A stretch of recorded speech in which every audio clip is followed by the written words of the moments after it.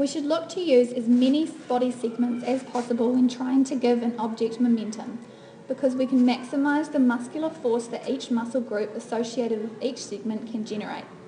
We want to use the larger muscle groups first and the smaller muscle groups closer to the last object.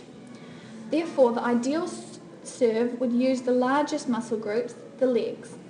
Serena demonstrates this as her legs initially are in flexion. There. As Newton's third law states that for every action there is an equal and opposite reaction.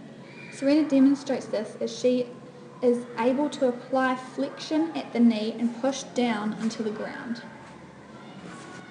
She's pushing down into the ground, and the equal and opposite reaction for this is Serena accelerating upwards.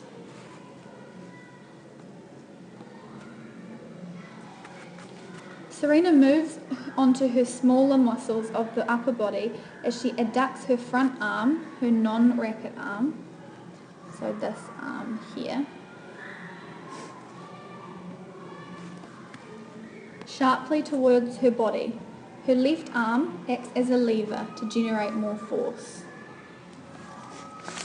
This downward motion has a chain reaction and causes the trunk and shoulders to snap around forward, as well as causing the arm with the racket to swing up faster with more acceleration and force.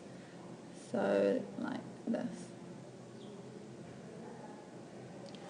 Serena's back arm holding the racket swings forward to hit the ball with the movement of shoulder rotation.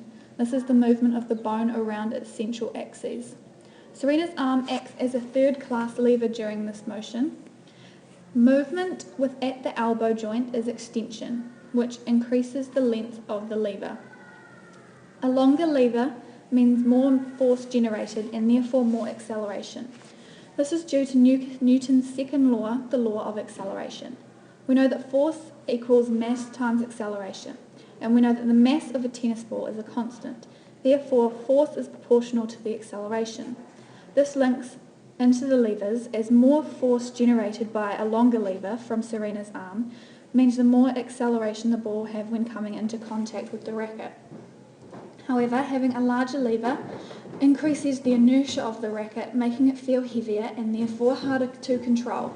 This decreases the accuracy of the serve if not controlled properly. This is why when in my serve my elbow is slightly flexed, meaning I have decreased the inertia and made it easier to control. Like that. When I come in contact with the ball, my elbow is flexed. However, this would mean that I would not have as much force generated and consequently less acceleration in my serve and projectile of the ball. Serena then finalises her action phase and force summation through some of the smallest muscles of the wrist. Serena uses the movement of wrist flexion with the agonist, the flexor digitorum, and the antagonist, the extensor digitorum. So like that, the wrist. Moving the body through the greatest range of motion possible during execution results in greater momentum generated. The only movement in my bottom half in my legs is stepping my front foot forward onto the ball. This means that I have a wider, like that, my front foot. This means that I have a wider base of support, which means that I have increased my stability. However, I do not generate any force from my bottom half of my body.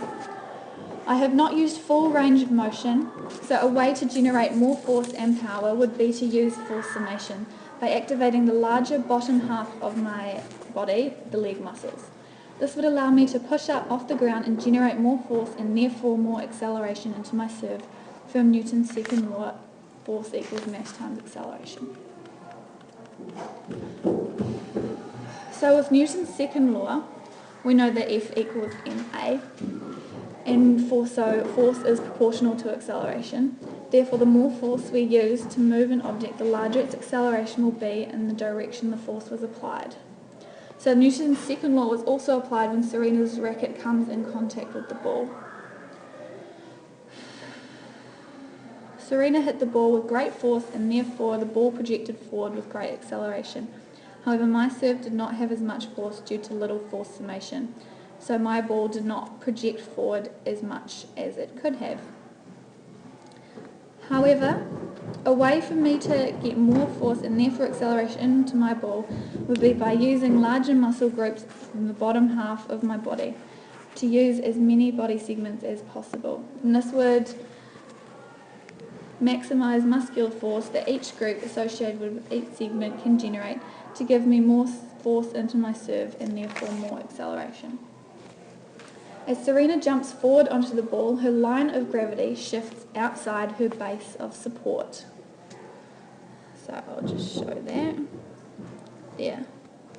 So as she jumps forward in movement, her line of gravity is about here, which is outside of her base of support there. So the line of gravity must be outside the base of support to continue or initiate movement. Newton's first law comes into play after contact with the ball and the racket is made. Inertia is the body's resistance to change in a state of motion. So basically, without force applied to the ball, the tennis ball would remain stationary. This force is generated from the racket arm acting as a lever, as well as many other factors. Projectile motion affects the ball's path.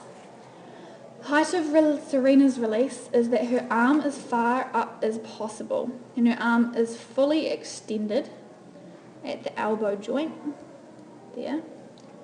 So her arm is fully extended up, so that's like maximum height above her head. My arm is slightly in front of my face, which is where? There, when I came into contact with the ball. So as you can see, my distance and Serena's distance were a lot different.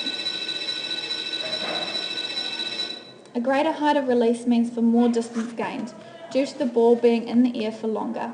Fully extending my arm and throwing the ball up further would greaten my height of release. Air resistance of the ball is affected by external factors. Serena is inside, whereas I am outside and exposed to natural conditions such as wind, which may affect the projectile of my ball. Serena hits the ball above its centre of gravity, which creates a topspin. This creates a downward force on the ball, causing the ball to drop, also meaning she can put more force into her serve and have a faster speed of release than she could in other types of spins.